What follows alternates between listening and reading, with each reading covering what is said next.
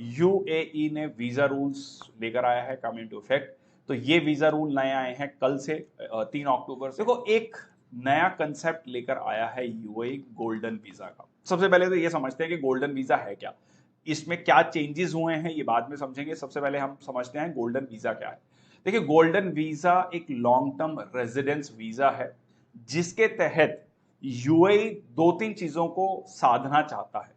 क्या क्या चीजें साधना चाहता है? एक तरफ वो चाहता है कि फॉरेन टैलेंट, दुनिया भर का जो फेमस लोग हैं, जो टैलेंटेड लोग हैं, वो यूएई आकर रहना शुरू करें। और दूसरा जो है, उसके अलावा जो जिनके पास पैसा है, जिनके पास मनी है, कैपिटल है इन्वेस्ट करने के लिए, उनको भी यूएई में बुलाया जाए। सो इसमें इन्होंने जो मिनिमम सैलरी रिक्वायरमेंट है उसको रिड्यूस कर दिया है। दिरहम 50,000 से कम करके इसको 30,000 कर दिया है, ताकि ज्यादा स्किल्ड प्रोफेशनल्स को लॉन्ग टर्म रेजिडेंसी वीजा मिल सके। जो स्टूडेंट्स हैं वो भी यहां पर आ सकते हैं फॉर अप टू 10 ईयर्स।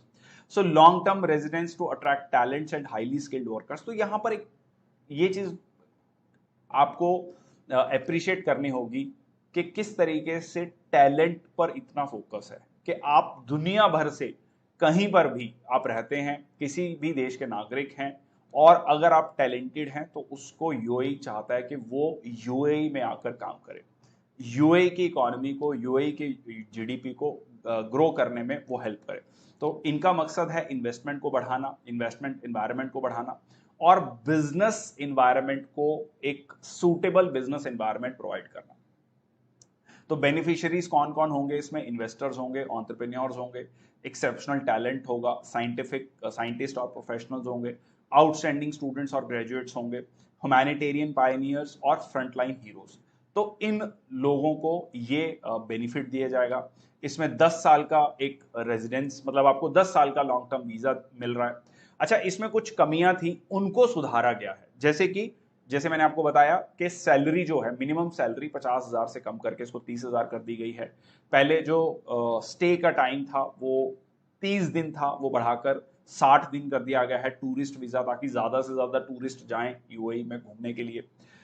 इसके अलावा ये भी कहा गया है कि जो व्यक्ति जो ग्रीन वीजा का एक कंसेप्ट लेकर आए हैं, ये सैलरी रिक्वायरमेंट्स वाई संजय, इसका सिंपल रीजन ये है सैलरी रिक्वायरमेंट्स का कि जिनकी हाई सैलरी है वो यहां पर रहेंगे, उनकी इकोनॉमी में खर्चा करेंगे, उनकी इकोनॉमी में कंजम्पशन बढ़ेगा, इकोनॉमी का पहिया घूमेगा। Simple reason. ठीक है संजय? ओके। अब इसमें एक इन्होंने ग्रीन वीजा का भी कंसेप्ट लाया है, टाइप ऑफ रेजिडेंस वीजा, जिसमें कि स्पॉन्सर जो जिसके पास ये ग्रीन वीजा होगा वो अपने फैमिली मेंबर्स को भी बुला सकता है, और उसको किसी भी तरीके से किसी यूएई का जो नेशनल है उसका स्पॉन्सरशिप लेने की जरूरत नहीं है, या एम्प्लॉयर से पूछने की जरूरत नहीं है। तो इससे क्या होगा, और लोग आएंगे, और ज्यादा टैलेंटेड लोग आएंगे, क्योंकि उनको पता है कि मैं अपनी फैमिली को भी ले जा सकता हूं।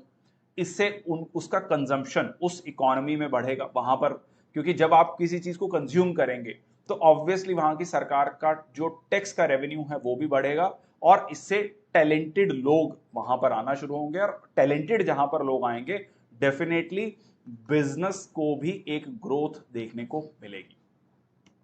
तो ये एक कंसेप्ट लाया गया है उसके द्वारा, यूएई के द्वारा, गोल्डन वीजा का।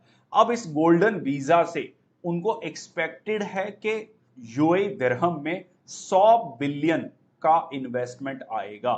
सो इतना इन्वेस्टमेंट वो एक्सपेक्ट कर रहे हैं। ठीक है जी, ये पहले की न्यूज है 2019 की, बट उसके बाद इस चीज को और फर्दर एक्सटेंड किया गया है, ताकि ज्यादा से ज्यादा लोग यूएई में आकर रहना शुरू करें। हाँ जी, बिल्कुल ठीक कहा। अगर आपको याद हो, संजय दत्त, ठीक है, सानिया मिर्जा, कई सारे जो इंडिया की बहुत फेमस पर्सनालिटीज को भी गोल्डन वीजा दिया गया था।